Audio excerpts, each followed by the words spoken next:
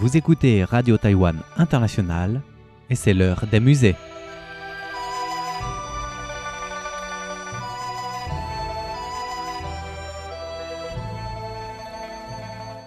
Chers amis francophones, coucou, vous écoutez l'heure des musées. La semaine dernière, nous avons ouvert une toute nouvelle série dédiée aux femmes travailleuses, en nous intéressant particulièrement à la cueillette des feuilles de mûrier, une activité essentielle dans l'économie de la sériciculture. Nous avons exploré comment ces femmes, avec leur savoir-faire et leur dévouement, ont contribué de manière significative à la production de soie, une des matières les plus précieuses de la Chine ancienne. Aujourd'hui, nous poursuivrons sur cette lancée en mettant en lumière un autre groupe de femmes dont les travaux ont été tout aussi cruciaux. Les femmes impliquées dans les différentes étapes de la production textile et artisanale. Leur savoir-faire et leur expertise ont permis de développer et de perpétuer des techniques essentielles à l'artisanat chinois. Tout d'abord, il y a les femmes qui tordent le chanvre ou d'autres fibres pour en faire des fils fins. Cette étape de filage transforme les matières brutes en fils utilisables pour le tissage. Les fileuses utilisent des techniques traditionnelles transmises de génération en génération, assurant la production de fils réguliers et solides, prêts pour les métiers à tisser. Image 1. Filage des fils de soie. Feuille d'album des illustrations de l'agriculture et de la sériciculture. Chen Mei a commencé à étudier la peinture en suivant les maîtres de la dynastie Song, puis s'est détaché du style de Tang Yin, un célèbre peintre contemporain, pour apprendre les méthodes contemporaines européennes. En 1699, les odes et images de l'agriculture et de la sériciculture de Pei Wenzhai furent publiées sous le règne de l'empereur Kangxi. Pour cette édition, l'empereur composa personnellement une préface et des poèmes. L'artiste de cour Zhao Bingzhen peignit des illustrations et Zhu Gui les grava pour l'impression. L'œuvre ici décrit en détail les activités de la Chine traditionnelle liées à la production de soie, comme l'élevage des vers à soie et le tissage de tissus. Selon un colophone écrit en 1739 par l'empereur Qianlong, cet album fut réalisé en hommage au soutien de l'empereur Kangxi à l'agriculture et à la sériciculture. Les peintres de cour reçurent l'ordre de reproduire les illustrations et de réinscrire les anciennes inscriptions par-dessus. Ainsi, cette œuvre reproduit le style de l'écriture, de la poésie et de la peinture du règne de l'empereur Kangxi. Sur cette feuille d'album, la scène montre des femmes occupées au filage des fils de soie. Voici un autre exemple de filage de fils de soie. Pourtant, il est curieux que la description de cette technique soit tout à fait différente. Image 2. Choisir les vers à soie mûre, pierre à encre, des illustrations de labourage et du tissage commandées par l'empereur. Il s'agit d'un bâton d'or rectangulaire, la face avant gravée des caractères zhuoji, un script régulier rempli d'or et présente une gravure de maison et d'arbres de cour. À l'intérieur de la maison, des enfants jouent tandis qu'une femme est en train de choisir les vers à soie mûrs. Ensuite, nous avons les femmes qui font bouillir le fil de soie brut jusqu'à ce qu'il devienne doux et blanc.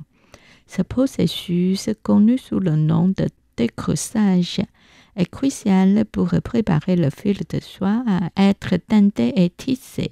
Leur précision et leur attention aux détails garantissent la qualité et la pureté de la soie, qui est une matière primaire très prisée. Voici un exemple toujours tiré de l'album des illustrations de l'agriculture et de la sériculture, que celui de Zhuoji, image 3. Ébullition de coton. Feuille d'album des illustrations de l'agriculture et de la sériculture. Les femmes qui tissent jouent également un rôle central, utilisant des métiers à tisser traditionnels. Elles transforment les fils en étoffe.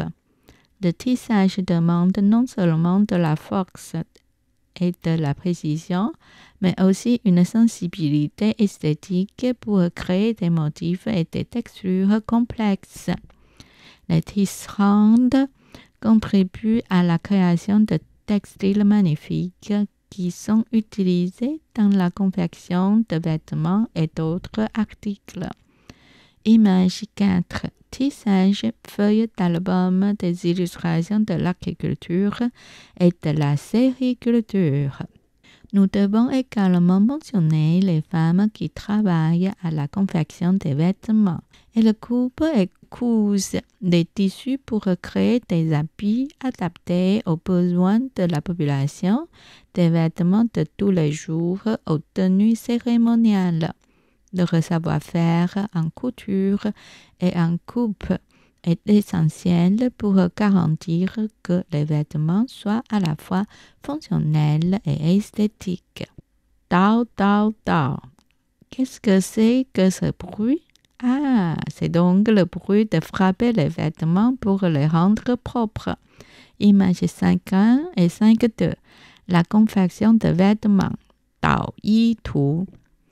Un idéal traditionnel dans la société chinoise impliquait la division du travail dans laquelle l'homme laboure et la femme tisse, identifiant l'homme comme responsable pour labourer les champs et la femme pour le tissage.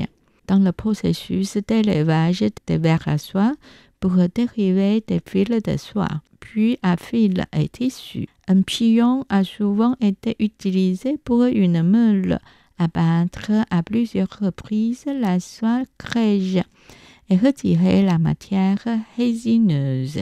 Cette étape importante est appelée battre des vêtements, qui est aussi une traduction alternative pour cette peinture. Plus tard, ce terme est devenu synonyme de la production de vêtements, d'où le titre français utilisé ici. Comme les jours se rafraîchissaient à l'automne, il était nécessaire de commencer les préparatifs pour les vêtements nécessaires en hiver, de sorte que la confection des vêtements était habituellement une activité qui a eu lieu à l'automne et réservée aux femmes. Le format d'un rouleau horizontal étant déroulé ajoute un élément de temps dans cette peinture. De droite à gauche, la peinture suit une procession ordonnée de transport, d'organisation en bâton et en tissu ainsi que la couture, découpe et emballage des vêtements pour la livraison. Les femmes reflètent le type de figure grassouillette dérivée de la dynastie des Tang. Ils font des vêtements pour leur mari au loin, suggérant une activité représentant dans la vie des femmes. Le manque de voyages pratiques dans la Chine ancienne signifiait que d'être stationné dans un endroit éloigné impliquait une longue période de séparation de ses proches. Il est donc peu étonnant que ces femmes, dans leur préparation et d'expression, semblent avoir un regard mélancolique. En fait, les visages des femmes apparaissent ici très émotifs, ce qui est rare dans la peinture de figures chinoises. Comme une ambiance de nostalgie et de l'anxiété semble envahir les scènes. Bien que chaque femme soit présentée comme élégante et le visage affiné ne peuvent pas cacher leur inquiétude. La peinture est également faite à l'encre monochrome by Miao de manière simple, sans fioriture. Donc l'absence de couleur et le style délicat accentuent l'atmosphère sombre. C'était l'heure des musées réalisé et animé par Miao Yonghua sur les ondes de la radio Taïwan internationale.